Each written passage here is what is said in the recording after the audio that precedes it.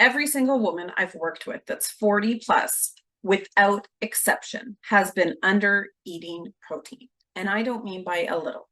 I mean they're under eating protein by at least half of what they need. So if you're dealing with cravings, low energy, slow or non-existent weight loss, thinning hair, hormonal issues, and more as a woman in midlife, then this is the metabolic switch you haven't flipped yet. Hi, I'm Jenny Tonin, and I'm a holistic nutritionist, and I help women who are like you and me, women who are in their midlife, 40 plus, and looking for sustainable ways to not only drop that excess weight, but to increase their energy, support their hormones, and feel better on the inside while also looking better on the outside. Today, I'm showing you how to calculate how much protein you actually need and why this one simple switch can change your body from the inside out. And if you like real advice that works in real life, hit the like and subscribe to this channel, because I'm not only teaching you what you can do in your life, but I'm also documenting my real-time 12-week personal transformation and sharing what's working and not working every single step of the way. My weight loss journey has been long, painful, complicated, and I felt at times like I've hit more roadblocks than successes. Before I understood this protein switch and why it's so important in getting the results that I wanted, and long before I went to school for holistic nutrition, before I understood the first thing about what sustainable weight loss looked like, how to support my hormones, or any of the other things that I've learned along the way, well, when I would try to go on a diet, when I would try to lose weight, the cravings were unbearable.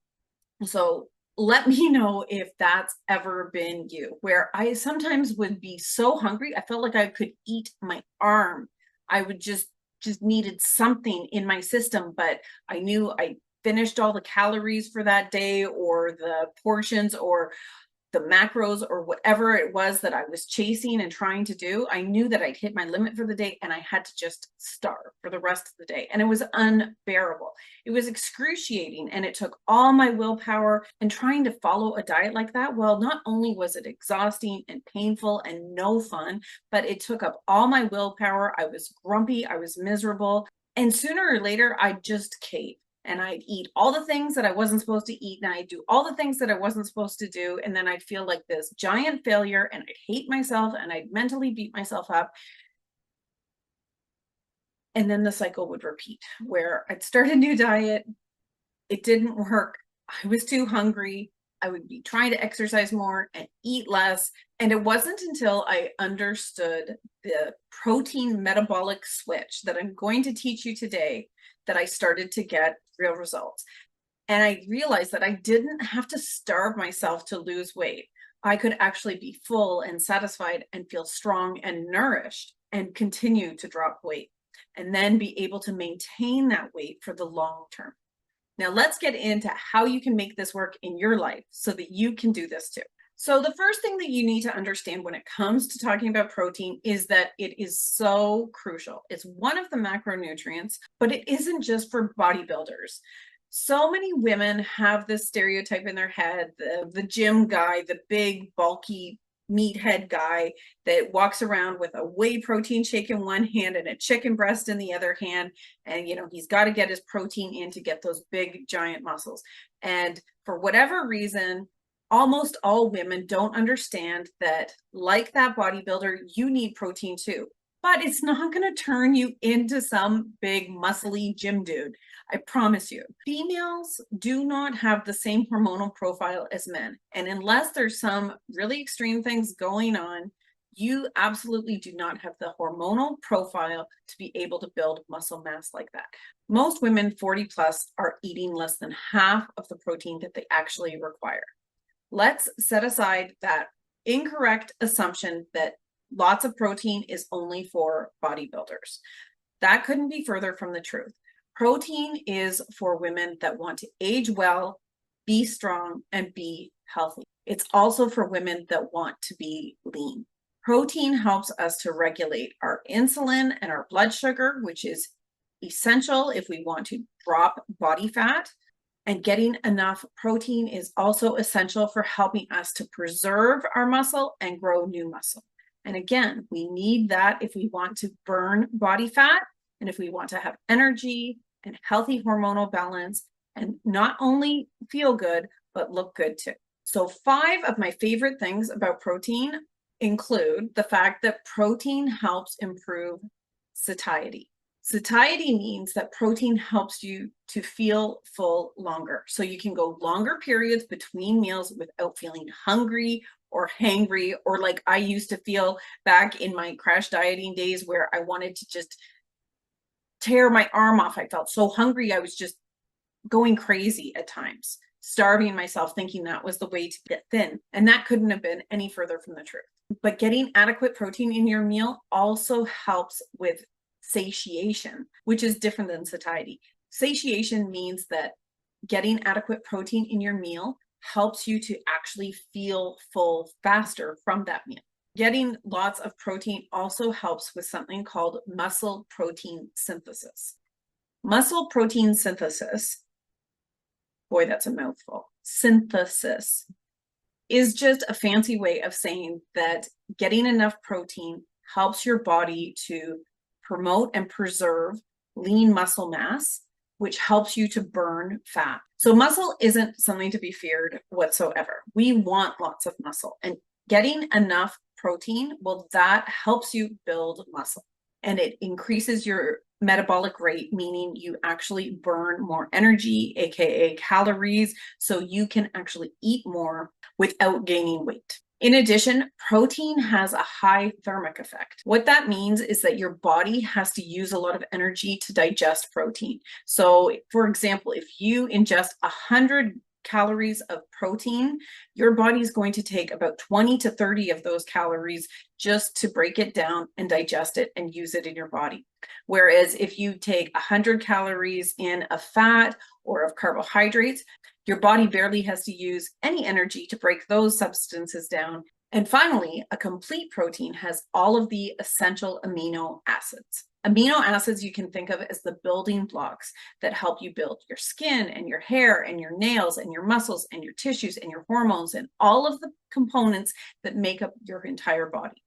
Without adequate protein, you're going to create deficiencies. Your body's simply not going to have the raw building materials it needs to function optimally.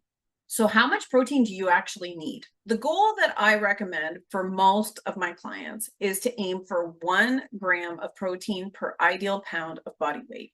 And at this point, you might be thinking to yourself, well, Jenny, how am I supposed to know what my ideal body weight is? Most women, in my experience, are striving for a number on the scale that's not their ideal body weight. They're trying to go too low. They're trying to be these tiny little humans when we want to be strong and vibrant and healthy. So to be clear, I'm not talking about your skinniest possible body weight. I'm talking about your strongest, your most vibrant, where you feel the best. So depending on different things like how tall you are, how old you are, how active you are, how much muscle mass you have, these are all going to impact what your ideal body weight is. This number doesn't have to be perfect off the bat. Just think about what weight you think you might feel your best at that would put you in a healthy range where you would be able to move as you wish and start with that number. We can always adjust it later on as we go. And then simply start tracking how much protein you're taking in. What I suggest to my clients is doing what I call a protein-focused diet, where you build your meals based around the protein source in that particular meal. And it's really easy to track protein. You can get a simple digital kitchen scale. If you don't already have one, they're about $20 online. And just simply start weighing your protein portion before you put it on your plate. With time and practice, you'll be able to start doing this by just simply eyeballing it, and you won't even need the scale anymore. And then you can use a free apps like Chronometer or MyFitnessPal to determine how much protein is in the particular protein source that you're eating at that meal. Or you can just simply Google how much protein is in whatever it is that you're eating, and just aim every day to hit that protein target. Now, you don't have to be 100% perfect. If your goal is 150 grams of protein in a day, And one day you hit 140, and another day you hit 160, and another day you hit 130, and another day you hit 150. Well, averaging it out, you're pretty close to that target.